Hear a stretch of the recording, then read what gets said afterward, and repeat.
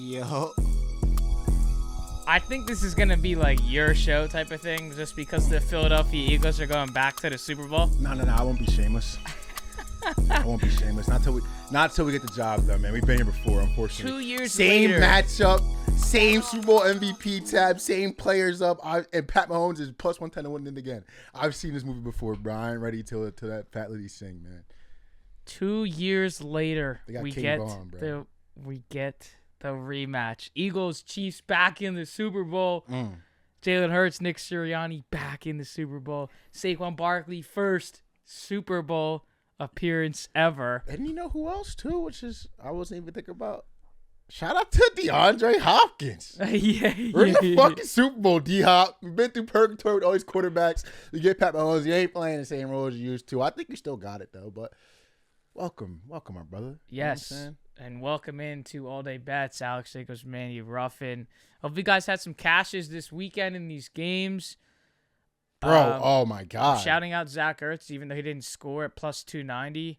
100 yards, 11 catches. Bro, I'm so sorry y'all couldn't get that episode, man, because we had Zach Ertz look, A.J. Brown look. He almost had 100 in a touchdown. Pat Mahomes scored. Yeah. Jalen Hurts scored. Was Curtis Samuel at plus 800 not mentioned? Curtis Samuel scored. That shit was mentioned. There was a lot of money mentioned on the last, and I think that my parlay lost on the one leg. Fucking the plus 1,000 Travis one? Kelce, yeah. Just that's awful. right. That's just right. awful at the game of football now. It's all good. Just be worse on February 9th and we'll have no problems. I don't think that's going to be the case. I have a little Didn't you just need Zach Ertz too? Who scored in it? I needed Zach and Kelce. That's right. Yeah, he said. I just thought with Zach's on the FBI list. It's all good. With Ertz with 11 catches, and now he's coming out and saying he wants to stay in Washington. It was only a 1-year deal, so we'll see if he does stay. Said he felt, the quote was, rejuvenated. He said before the game, he said he wished he played. I had never seen Zach Ertz break no tackle after the catch. This motherfucker was hurdling people. He said before the game that he wished he was 22 years old playing with Jaden Daniels. Absolutely. And 34 years old. Maybe give it one more go. He said it's a two-way street, though. As much as I want to keep banging on the door, if they don't want me, they don't want me. But I think they will take him back. And obviously things worked out well for them. And being basically was wide receiver 1 in that game, even though Terry's there too. So Terry had a score as well. He was mentioned. That was insane. I think I said I wasn't going to take him though, but it was good value. That touchdown that he had in that game, that big run was a really big run there. But you just talk about, I had the Eagles winning, had the Commanders covering, which wasn't the case. Seemed like at least after the game, a lot of people that I saw talking about this game were like, yeah, Eagles are winning by 2 touchdowns. I never had them. I never had Commanders even sniffing a line of hope in winning this game. 55 points in an NFC Championship game. Now, the one thing I wanted to notice and just take note of this next week, into media week and all that shit that's going to be said, obviously, next week leading up into the actual game. Just notice how the media is going to talk about the Philadelphia Eagles, regardless that they had 55. I've seen a lot of backtracking. That's what I'm kind of talking about. Yeah, I've seen a lot of backtracking. But I'm also leaning more towards of the fact that not necessarily backtracking, but we're putting Mahomes up here because he's going to his 3rd Super Bowl in 3 years, and he's going for the three-peat, yada, yada. All he's known is 7 years as a starter. All he's known is either AFC Championship or Super Bowl. I get that. But I'm saying that media outlets are going to be talking more about that and less about what the fuck the Eagles are doing right now. Yeah. 55 points, most scored ever in a playoff game ever, in a title game ever. Saquon Barkley, 7 rushing touchdowns for Hurts and Saquon. Will Shipley fucking scored. They're putting it in their backup running back. But we're just not, I feel like it's just not going to get enough credit. And it's not, but unfortunately we're in the Mahomes era. For sure, but I'm like, you know what I'm saying? we still should be giving this type of shit the same amount of, praise than we are with Mahomes. I don't think back in the Eagles. I'm just saying. I really think I hope the story of Saquon Barkley's season, because this has gotta be. I mean, I asked my dad during the game. I said, "Is this the best running back season that you've seen?" And he didn't really He was trying. You could see he was trying to decide, but that was enough for me. I mean, my dad's watched fucking Eric Dickerson, Barry, Emmett, You know what I'm saying? He's watched all of them. The fact that he was that quiet, I was like, yeah, we're watching something that we probably would never seen before. We'll probably never see again. I said when I was talking to him, the closest thing I've seen since AP. I mean, that's probably when I could first really understand football. I was about 9, 10 years old. AP had that MVP season with the Vikings. That was insane. But I don't think it sounds wild. I don't think it's touching the Saquon season, man. CMC last year was great. But not touching this. But I think I said it to start the season. I was like, it's those explosive plays in the close games that win you games. It hasn't. It's been in a few close games, but with Saquon, it's been off the rip of the game, setting the tone. Big ass play that I think with CMC it was a slow bleed. Hey, we can't stop this guy, which Saquon gives you as well. But it's those explosive plays that take the fucking top off the link. You know what I mean? Like in a game like that, I don't know how it was gonna go if he didn't break that. I'm saying the Eagles still win the game, but the Commanders look competitive. You know what I'm saying? How does that game go? If off the rip of the game, we feel like they can't stop us like this. It does something to you every single time he does it. I mean, and it's invaluable. And Kilkenny, I'm with you, brother. He's my MVP, but unfortunately, we know it ain't gonna go that way. I appreciate you fighting a good fight, though, my brother. You know what I'm saying? Saquon Barkley, 2,447 rushing yards heading into the Super Bowl. That's the second highest total in a season in NFL history. TD. With regular season and playoffs included, behind only Broncos Hall of Fame running back Terrell Davis, which was 2,476 in 1998. So he's, 29 yards away from tying, 30 yards away from breaking that, which we obviously assume that he's going to get 30 yards in the goddamn Super Bowl. So on that topic, then we're basically talking about this being the best running back season ever. Kind of, you know what I mean? I'm with you, bro. This is a guy that sat in the Giants game out of respect to the Giants. Could have got more yards there. This is a guy that Sirianni and the rest of the staff said, we are not starting you in the week 18 against the Giants to then break your record. So this is per ESPN bet. Saquon Barkley to break the postseason rushing record, which is they had the line of 611 plus rushing yards, is plus 500. Would you rip that? To break the postseason, he needs like Sirius is trying to talk. Is it this shit you're talking about? Is it No. Like just only postseason rushing yards strictly. Needs 169. Ooh. To break what they say they had the record listed at 611 plus rushing yards. In just the playoffs? Yes, at plus 500 for 169 in the Super Bowl. For reference, I believe 175 yards on FanDuel in the game, I think, is plus 6 or plus 700. And his line is like 115, I think it is, or like 110. Let me see, I have it right here. Alt rushing yards for Saquon on FanDuel to get 175 is plus 650. Would you flirt with any big alts like that for Saquon? If you're okay, so that shit aggravates the hell out of me. Then why are you offering plus 500 to get 169? Okay, so 6 yards is plus 650. Well, they're probably priced it that way because they're the only book that's playing that special prop. Probably, it's worth a shot. I mean, we saw these games in the playoffs, and he's just getting big run after big run after big run. What did he have? Wasn't it like 15 carries? Let me see what this says. 15 carries for 118, 26 carries for 205, and then 25 for 119. And you assume, let's just say, right? Yes. If this game's close, that Will Shipley run is Saquon Barkley. We're talking about 200 yards then. Yeah. Again, which was plus 900. In this game, and this Super Bowl's gonna be close, man. Yeah. What I'm looking for is to see if there's going to be one of those explosive plays with him against the Chiefs.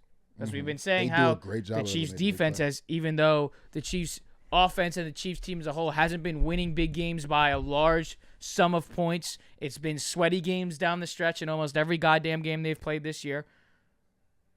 But their defense is still better than what we have seen in the past. Are we going to see a 60, 67, 78-yard bomb that Saquon's been having in all of these playoff games in this postseason? I'd like to see if that's possible. That's where he gets the bulk of these yards. And he's minus 195 to score a touchdown in the Super Bowl. I'd be interested to see big Chris Jones line up on Cam Jurgens, who's not 100%. Right, banged up. Slide over to Landon Dickerson, who's not 100%. I wonder how that's going to go because that boy's different. But I think for some reason, I just think he's going to find a way to get one big play. It might not be the 75-yard touchdown, but it could easily be the second quarter, game's contentious, 40-yard run, down to 20 now, different ball game. I think it has to. I think it's going to happen. I think our O-line's too good, not to take away any credit from Saquon, but I think our O-line is too good to not win enough on a couple plays to give him the space to what he needs to have a big play. I think it's just inevitable. I think the Chiefs are going to be more worried about just maybe getting one, maybe two max. You know what I'm saying? They got Steve Spags over there, which called up another fucking classic. I feel like every time we talk about the divisional round of the championship game, I'm always bringing up a Steve Spag blitz that he sends. What did Chris Jones say after the game? What did he say? As long as Steve Spagnuolo is here, we are not losing. Gold jacket. Man. If we keep him here from going to be a head coach somewhere, we will continue winning. That's what he said. I agree.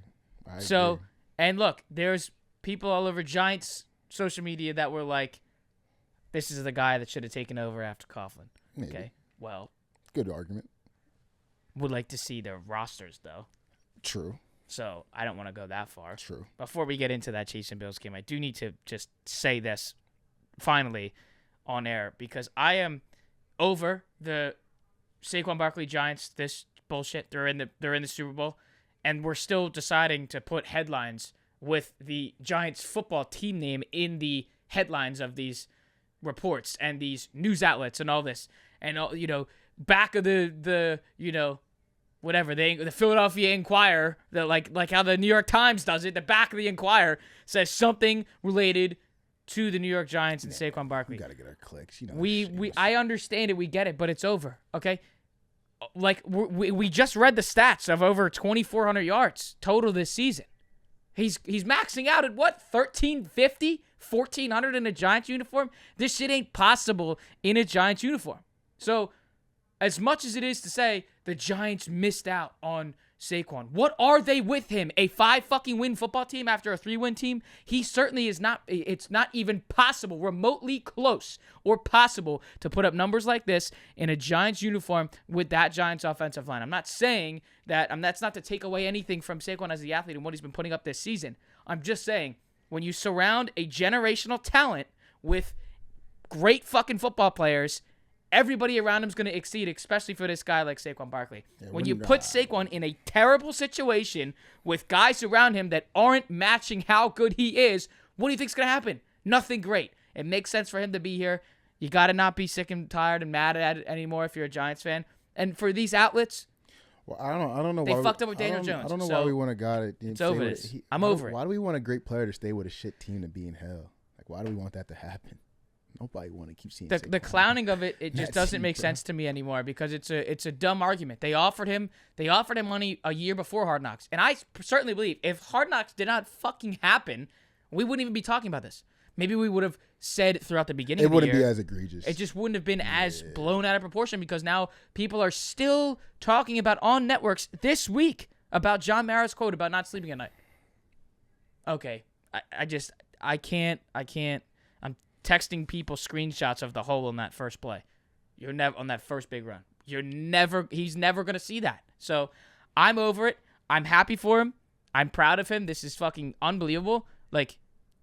But I'm sick and tired of hearing the Giants did this, the Giants did this. Well, enough with the Saquon shit. You should already be getting mad at them and getting on their asses more because they gave Daniel Jones $160 million. So start there first. Whew. Chiefs and Bills. Something about this game is what we were talking about in that show. It was never the Bills. I was going to say the toilet decision was made. The toilet decision was made. It was when there was 12 minutes left in the third quarter after the Frankie Louisville hopped over the line of scrimmage. I went into the bathroom, made an executive decision that it was the Chiefs.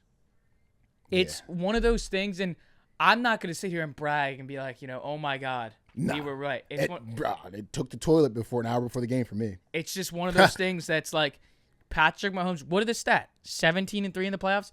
This motherfucker does not lose in the playoffs. 21 game winning streak, 40 degrees and under, past November. You now put Patrick Mahomes in a record against the Bills in the playoffs. 3 of the 4 wins against the Bills in the playoffs are AFC Championship games. 4-0 against Josh Allen and the Bills in the playoffs. Why was it going to be the Bills? what were we saying in the years past? Like we said, especially last year, you got to go to Josh Allen, beat him. Oh, you beat him. Now you got to go to the bank against the MVP Lamar Jackson and beat him. Beat him. Now you go to the Super Bowl against the best defense in the league, 49ers. Beat them. This guy just doesn't lose. Does that sit here and sway what my pick will be for the Super Bowl? No. I'm just saying for the AFC, for this game against the Bills, we say it every year. Oh my God, it's this team, or it's that team, or it's this player like Josh Allen, or this player like Lamar Jackson, and Josh Allen's MVP this year, so he's going to do it. This Bills team feels different. Well, let's talk about backtracking. Let's go backtracking, because there's not a lot of people that were picking the Bills to win the division or get this far with the piece that they lost in the offseason. So for me, it was Patrick Mahomes doesn't lose in the playoffs. He doesn't lose to Josh Allen in the playoffs. And I'm not putting my money anywhere on the opposite of Patrick Mahomes in the playoffs. So that was just what I call it. I said it was a system play. And if we want to go bitching about, refs this and refs that, what did you think about the first down call, or the fourth down call, when Josh Allen looks like maybe the ball would have been across, but it was tough to tell, so they didn't give him the fourth down? You also have this spot with Dalton Kincaid. If that spot, they called that 3rd and 3, even though his knee wasn't down, it looked like the ball did get across the pylon. There was more bullshit on social media after the game, bitching about these refs again. Do you think that played a factor into, this whole narrative that the Chiefs and Patrick Mahomes get the refs and all this? Not really. I actually didn't. The Dalton Kincaid spot, I understand. I still like whatever, just bang bang. The Josh Allen spot, I personally had zero problem with. I agree. I think John Gruden said, took the words right out of my mouth. If you're lining up to do the tush push and you can barely convincingly get 1 yard, and you're begging for a spot in Arrowhead, you lost. You deserve to, you lost, bro. I was kind of I could see, all right, from where we're looking, we're getting a perfect camera view onto the 50, zoomed in, yellow line. Of course, from our point of view, it looks like it's going to be a first down. But all those guys in the way, Chris Jones at the top of the pile, you begging for a sideline ref to give you the perfect spot. Got to get to play more convincingly there. I didn't hate the spot. I just think it always, for the Bills, it comes down, who said it on the, was it Gronk or somebody said the Chiefs in these situations always make the winning play.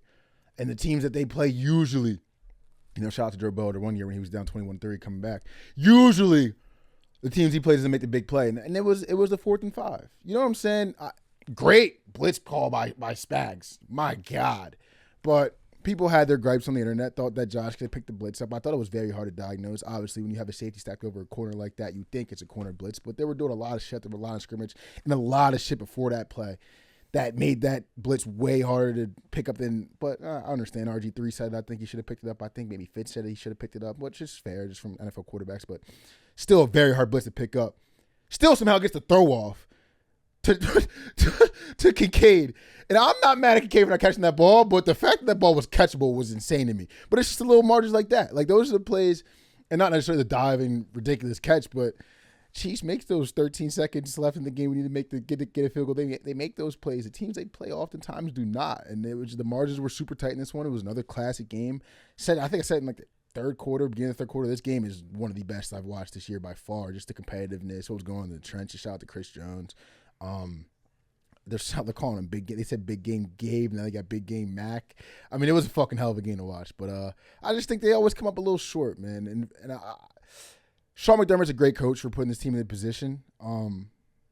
But he might not be the guy giving him the edge. I've been saying it for a couple years, but it's hard to criticize a guy that keeps going to the AFC Championship game and losing to fucking Pat Mahomes. So shout out to Sean. But I think they just always tend to come up short for one reason or another. It could just be Pat Mahomes, just the greatest of all time. It's just unfortunate, man. But another hell of a game. I just feel bad for Josh. I feel bad for Lamar. I feel bad for Joe. There's going to be a lot of quarterbacks that are costed of some hardware in the living room because of Patrick Mahomes. And it's just hard not to feel bad for those guys time and time again. Talking about the flag as well in that was quote unquote picked up. You know what I mean? So what the fuck was that? They're saying that was in case he caught the ball. That's what the fuck is that, bro? But maybe they just fucked up. Maybe there was no flag. Speculation. Maybe there was no flag. That Jim Nantz noticed the flag on the field That was a thrown. little fucking crazy. Tony Romo's talking about the play, and then you hear Jim Nantz come back in and say, "Oh, that flag's picked up." So then the speculation is that flag was ready to be quote unquote thrown if indeed Kincaid makes the catch. I'm not going to be the guy that's going to say, yeah, that's entirely true. I'm not going to also be the guy to say that's false. I'm just going to be like, nah, I think it's false. I think it's. I think we don't look into it. It's a fun conspiracy, but I think it's false. I think it's false.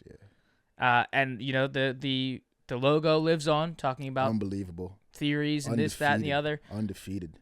The next year's logo, at least the design of it, has been released. We don't know what the colors are going to be, but I'm excited for that because the logo has been showing to at least since the Bengals and the Rams, and then the Chiefs and Eagles got it last year. If the Ravens were able to get in there, we would have got it. They put a Taylor Swift cover on. I saw that. So stupid. It's all good. But there was some red then this year is alive and well, is living with green and red. And were we not surprised that was going to happen? The total in this game for the Super Bowl is sitting at 49.5. And I know that in the previous two Super Bowls that the Chiefs were in, again, they won both of them the last two seasons. They did hit the over in that game. In those two respective Super Bowls, the past two seasons. Over bets are coming in. I am not surprised by that. I don't know how I feel about that, but yeah, hella over. But are we surprised? We just had the team score 55. Nah, that's what I'm saying. But I have a feeling this might be a little bit of a swamp game. I don't know. Could be wrong. Looking at some stats here, betting trends for the Eagles and Chiefs in the Super Bowl. This was a fun one that this stat was being thrown around on ESPN morning shows earlier this week. Since week 5, the Eagles have run the ball more than anyone in the league and have thrown the ball as obviously fewest. Saquon Barkley and Cooper DeJean have birthdays on the Super Bowl. So the other thing to note there was his number, Saquon, 26, DeJean, 33, 59, Super Bowl 59. Interesting. So something weird to note there. That's just Eagles fans speculating. Right. But I'm a narrative bettor.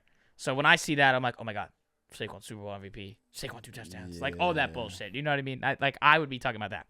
Chiefs appearing in the last 5 of 6 Super Bowls, winning 3 during that stretch, and now going for a three-peat. And this is the 9th time in the past 12 seasons that the preseason Super Bowl favorite has reached the Super Bowl.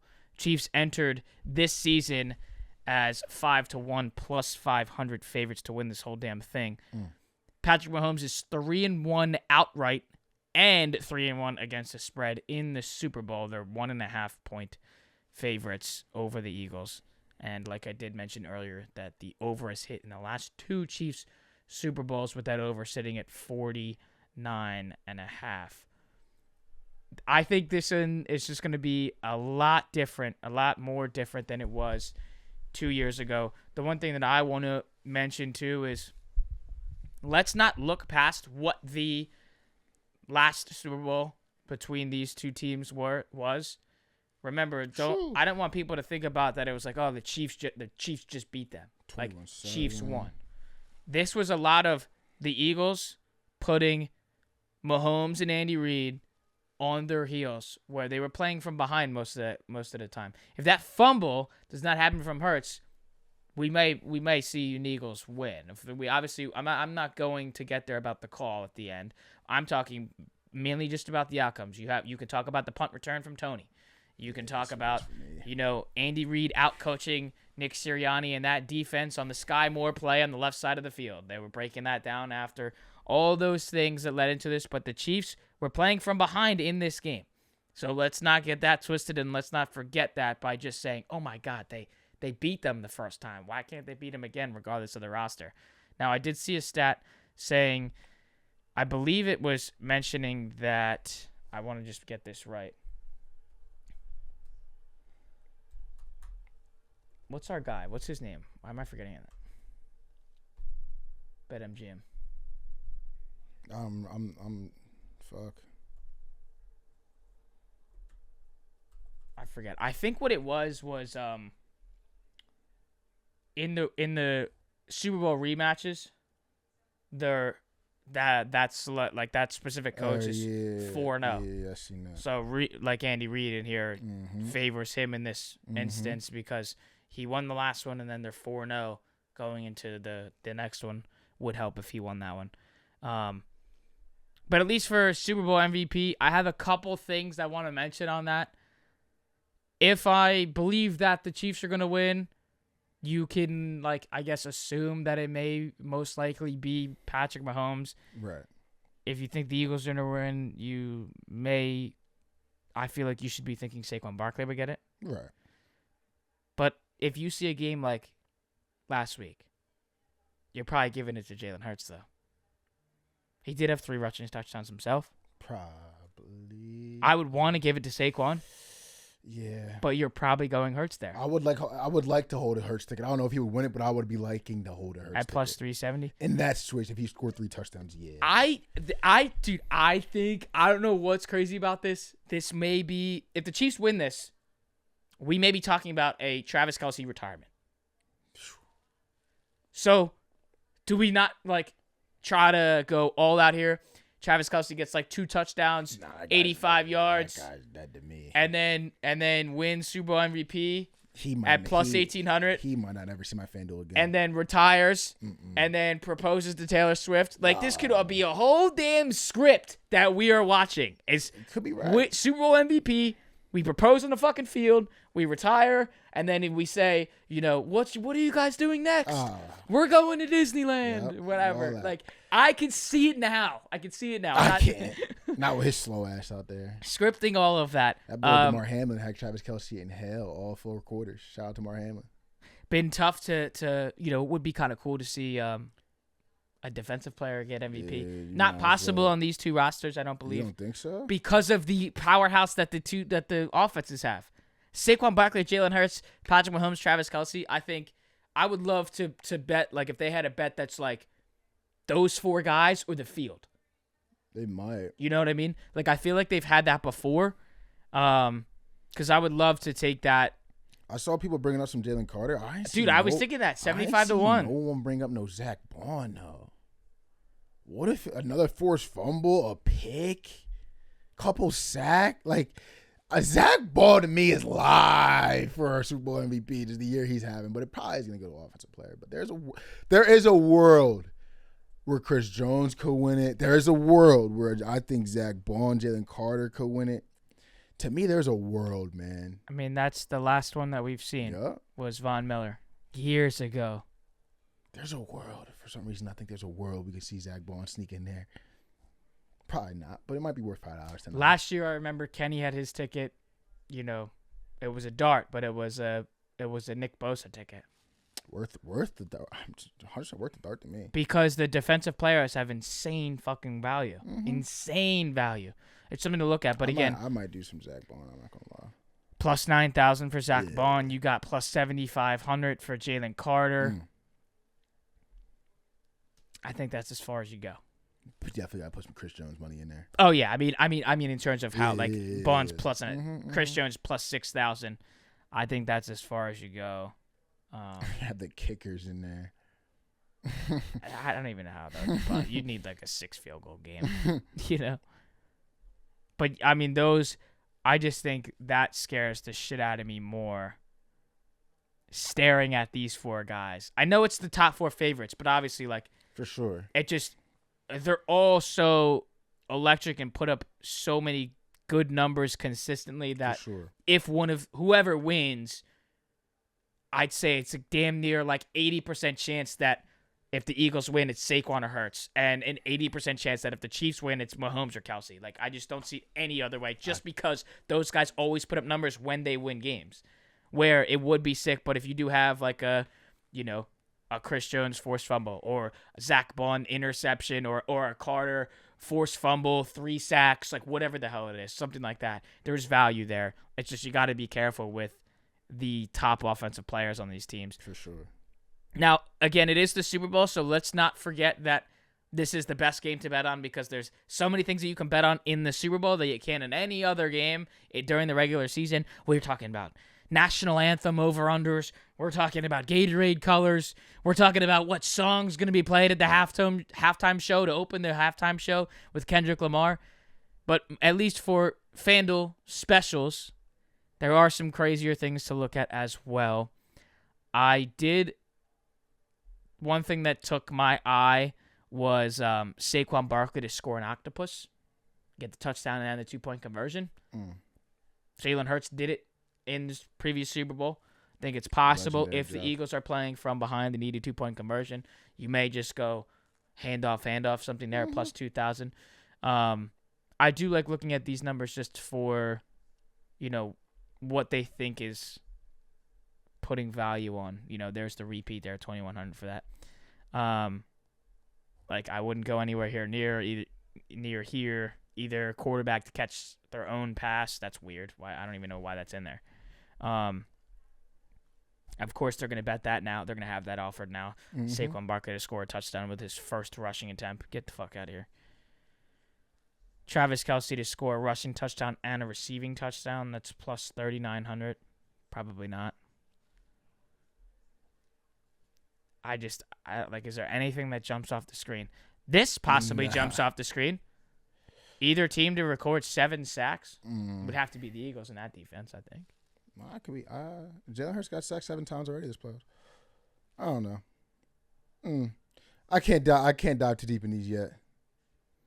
Maybe Saquon for 205. I don't know. Yeah, any player to record to rush for the Super Bowl record, 205 rushing yards plus 650. And then I guess they have it too. They do. They are offering it too. Yeah. So he would need. Do they tell you? Yeah, 169 yards plus 500. I don't know. What was your MVP? He was just the shortest. I mean, him at plus 280 was shorter than a lot of the guys that we thought would win Super Bowl MVP that weren't. Like, there was Larry Fitz that was 400. There was Marshawn that was 400. CMC was like 450.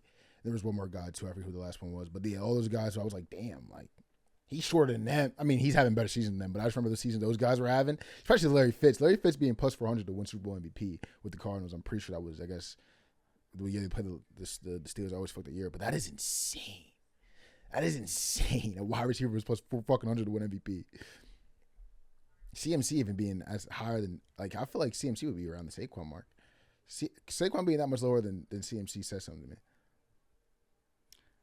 I just look back at, at CMC in that season. We all were talking about trying to fight for CMC to get MVP during that season. Well, Saquon Barkley blew that season out of the water. I'm just talking the regular season. Blew that season out of the water. No one's backing him except for Eagles fans. Yeah. That's what I see. At least what I see. So I'm like, I don't know. We already have to create the argument that everybody hates the Philadelphia Eagles. But why do we have to hate on Saquon Barkley for that award just because he's on the Eagles? You're just not giving hardware to the Eagles. Yeah. I think he deserves to be MVP because the question becomes to say, where are the Eagles without him? I'm not saying that, like, they need him to win games, but the outcome with Saquon Barkley there versus him without him being there is a huge testament to, what he does for that team. And then you can create the argument like, well, the Bills aren't there with Josh Allen, or the Ravens aren't there without Lamar Jackson. I get that. I just think Saquon Barkley has opened up the Eagles to do so many different things because Jalen Hurts doesn't have to do everything that we've seen in previous seasons. One play, it took the Eagles one play with a giant hole on Saquon Barkley. I don't know. Maybe that's me trying to change the quarterback award, but I was rooting for CMC last season for MVP. Clearly wrong. I was the one that was preaching for the running back market, even though it's not possible to change that market because it's only a longevity of 6 or 7 years. But did Saquon not just prove that? Joe Mixon was tweeting that last week. Derrick Henry. Thanks for changing the market. Derrick Henry's older. Derrick Henry old as hell. He almost 30, I think. Shout out to the old heads, man. Let's talk about your pour one out that you want to do. Yeah, god damn it, man. First and foremost, I'm pouring out for not Arizona, Iowa State. I'm gonna say student body, alumnus. First and foremost, y'all felt that worse than anything. Plus 2.5, you can say. And then any Iowa State better. Plus 2.5 on the road at Arizona. If you had under 151, 152, 153, I'm pouring one out for you too. Caleb Love. 71, 68, 3 seconds left, I believe it was. Two dribbles from like 89 million feet away, cashes it. First and foremost, I don't understand how we not put more ball pressure on. I try to remember the replay in my head, but he was taking a couple dribbles pretty comfortably. But it's funny how if you bet, I think the funniest thing about that game is if you bet on Arizona, just when I tune in that game every now and again, I know for a fact you're cursing Caleb Love's name watching that game. Like, you know what I'm saying? I know for a fact. And at the end of the game, he's the one that saves you. Then you win by, I think they won by 9, which is crazy. There was another one too. I think it was a couple days ago. It might have been on Saturday. Houston and Kansas. Kansas is at the line. 6-point game. With 18 seconds. 18 seconds. Houston comes down, hits the 3. Like Knicks Sixers, I forget what game that was. Gets the steal off the inbound. Hits another 3. We go into the, I think it was OT or maybe the second OT. Then we win and get second the OT. Unbelievable. Like, this is why, you know, it's coming to the time where I'm betting on college basketball anyway, but this is them kids. I try to stay away from them kids, man. They worry me sometimes. Never can close out games. Then you want to throw 89-foot, you know what I mean? Kentucky losing to Vandy on the road. That was a little down 14.5, come all the way back. It's a little fucked up. Pour one out for y'all too. And then I got another one. So I asked you this and you had ended up having somebody. I was looking at the Grizzlies versus Knicks game. Total was 242 at MSG. Grizz versus Knicks. You would think a couple player props are hitting this game. I got to take somebody. I don't think Jalen Brunson hit his props. You had Josh Hart. I don't think he hit his props. Cat, you said his over was 25.5. He had 24. I don't think Ja hit his props. I don't think Desmond Bane hit his props. Jaren Jackson had 21. God knows what. I don't know if he might have barely hit his prop. I want to pour one out for anybody who had any props in the Grizzlies Knicks game. If you did hit one, it had to have been Santi Aldama or Deuce McBride who was banging all over people. Pause. But yeah, that's about it. So I'm pouring out for you. I'm sorry about that. When you lose by 37, that wasn't that competitive. You know, National Blowout Association. Chill This on is it, why though. we have to be fucking careful with betting on the NBA. We do. But like, Josh Hart played 27 minutes. I had 10 rebounds and 7 assists in a parlay. Diabolical. Parlayed with the Knicks to win the game. Was like plus 380. If Josh Hart plays the normal 39 minutes that he plays or 41 minutes that he plays every goddamn game game like that, then clearly we're getting 2 more assists. Let's not get it twisted. It's just, you figure a team that's number 3 in the West going against a team that's number 3 in the East. That game's going to be a dogfight. That game's going to be back and forth. It's going to be really competitive. And it just simply wasn't. Oh, Mikal Bridges hit. Mikal Bridges. Shout out to Mikal Bridges better. Cooked. Yeah. They're calling this team the fucking Harlem Globetrotters because they're throwing oops to people. Deuce McBride's cocking it all the way back and yamming it. What is happening? I think the main thing I was impressed by the Knicks in that game was paint defense. That's how that game got out of hand. Ja couldn't get shit going in the paint. That's something I've been critical about them all year. And they rose to the gun. 2 things, though, about last night. I had the exact odds on my Twitter, but I don't know. I'm going to see if it takes me too long to get to them. There were some wild cashes in the NBA last night. First and foremost, Dylan Brooks had 10 threes. Amin Thompson had 30. And a game winner. Cat had 40 points and 20 rebounds. 40 points was plus 1,300. 20 rebounds was plus 1,500. Dylan Brooks, 20 points cash, plus 900. 5 plus 3s was plus 1,300. He cashed that. Amin Thompson, 30 points was 2,500. Plus 2,500. Cashes points and cashes rebounds. So I did a little run it back on FanDuel. Oh, why did I add? I don't want to have no hockey in here. I got the Tampa Bay Lightning in here. No. Anthony Davis scored 40 points, and Dylan Brooks had 5 plus 3s. Both of them happened to play tonight. You're running that shit back. A little running back parlay. plus 7,400. It's not gonna hit, but have you not seen these guys on gambling Twitter hit a crazy play and then run it back the next night, and for some reason it hits. So for some reason in the back of my mind, the little, you know me in the side, little monkey on the side of my head saying, just run it back. They both play tonight. Anthony Davis plays the Sixers, no Joel Embiid, no Paul George. Light paint. Dylan Brooks plays the Atlanta Hawks. Probably a high-scoring affair. A little bit of defense out there. He's feeling good. Why not run it back? And then should I add a Min Thompson like plus 25 or plus 30 in there too? Get greedy? Do we just do? I might fuck with the 4 running back leg and put 5-10 on it, bro, and just get greedy for it. Yeah. I mean, I'm gonna put a min in there. What's a min for? They got a min for 30 plus 850. Then it turns into something egregious. Then you can put 10 to. You can turn 10 to a band. Yeah, that $10 wins you 15 grand. Dylan Brooks 5 threes, and Min Thompson 30 points, Anthony Davis 40 points. The full running back. The full running back is for 15 racks. Absolutely not hitting, but the full running back is 15 racks. Listen, man, there's gonna be a sickle out there that places that. Thank God the NBA happens tonight, and you might not be able to catch this show, so we don't influence too many degenerates to go run that playback. But hey, man. Yeah, I mean this show is getting closer and closer into $5 would be 4 racks. You know, getting to a traditional NBA player props and college basketball betting. We're getting right there, down to the nitty-gritty of the NFL season. That's a good clip to have in the vote, just in case, because there's a world.